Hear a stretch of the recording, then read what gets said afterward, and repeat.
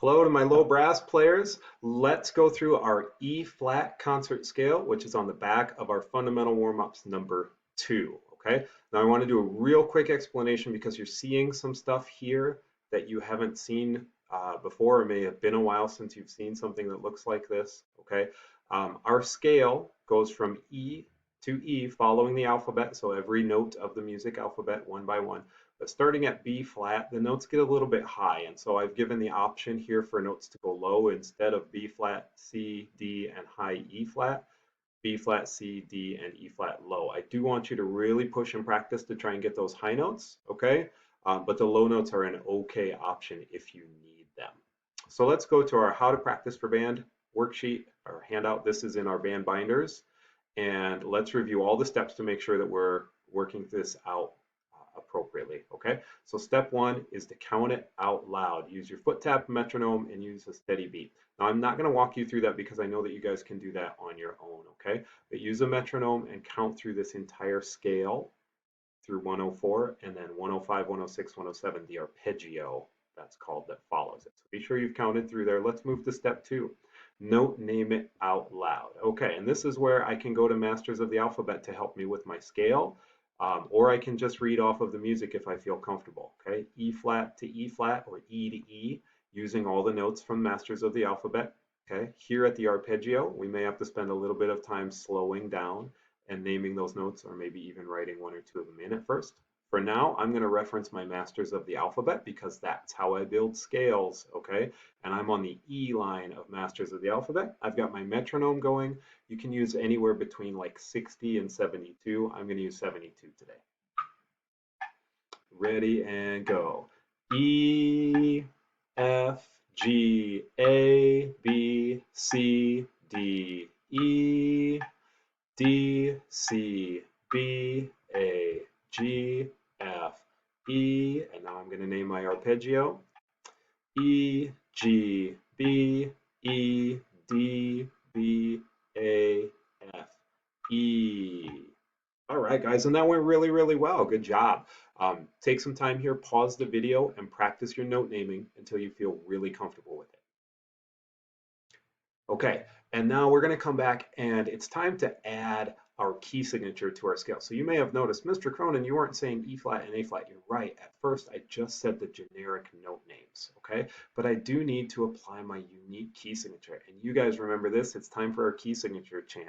3 flats, B flat, E flat, A flat, key of E flat. And this is for both my trombones and my baritones, okay? So now we're going to go back and we're going to name these notes again, but now we're going to name them with the proper flats on those 3 notes. Metronome is on. Ready, steady, here we go. E flat, F, G, A flat, B flat, C, D, E flat, D, C, B flat, A flat, G, F, E flat. Here comes our arpeggio. E flat, G, B flat, E flat, D, B flat, A flat, F, E flat. All right, if you kept up with me, you did a great job. Again, pause the video here and spend time mastering step 3, note naming, before you move on to anything else. Or step 2, I apologize, note naming. Okay, it is time for step 3, and this is fingers and positions. And you notice I have my trombone with me today. My baritone players, I don't have a baritone at home, so I'm going to walk through this a couple of times so that you're going to feel comfortable with it also. The trombone is the same range as what you'll be playing, and so that's why the trombone is the video that you guys are going to watch. Okay, so step 3 is fingers and positions. So what I'm going to do first is I'm going to go to my scale, and I'm actually going to say the positions of each note. I'm not even going to use my slide or my fingers at first. I'm just going to say positions with my metronome, and here I go. 3, 1, 4, 3, 1, 3, 1, 3, 1, 3, 1, 3, 4, 1, 3. Here comes our arpeggio. 3, 4, 1, 3, 1, 1, 3, 1, 3.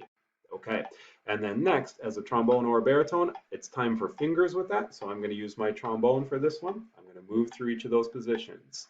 I can either say the note names or I can say the positions. Because I'm doubling up here as a baritone and a trombone video, I'm actually going to say the positions while I move through.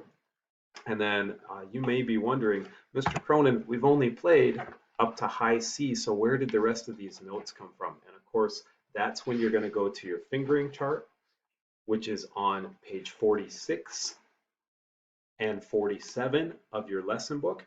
And you just want to make sure that you find the correct note name and the correct range. So this C, you want to make sure that you're not thinking if it's the high C, ooh, let me find the fingering, and you accidentally find the fingering or position for the low C. This is not a sixth position C when you play it up high, okay? So do be sure that you're not just finding the right note name, but also finding the right range of the note, okay? Don't use sharps and flats unless it asks you to use sharps and flats. All right, so we're gonna go through positions with my metronome. Here we go.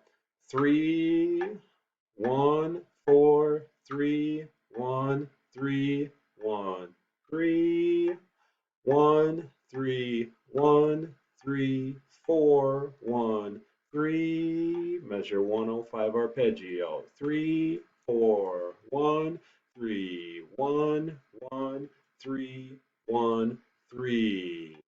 Okay, and you notice I didn't have to look for most of those positions, okay? I've just done that enough times, and you'll get to that point also. But for right now, you might want to check your parking spaces on those, okay?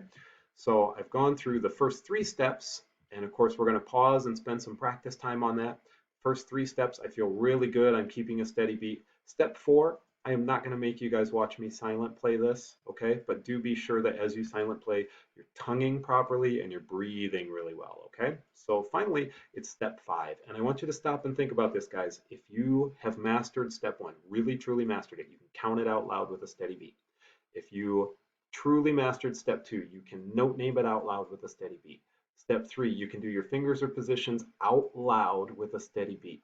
You can silent play it steadily with a nice steady beat, proper tonguing and stuff. When you get to step 5, you're actually time to play it.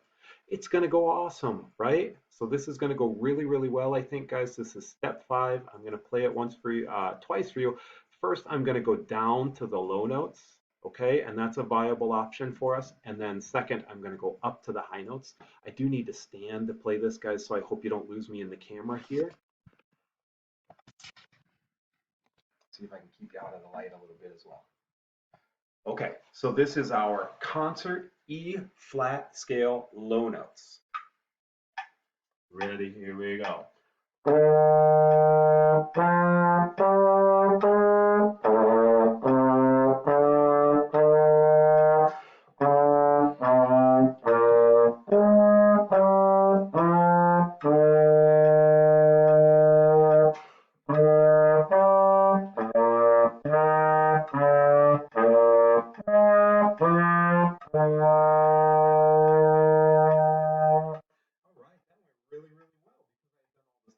Now let's take you up to the high notes, okay? Do be working on these high notes. You don't have to be able to play them, but it's pretty cool when you can. Ready? Here we go.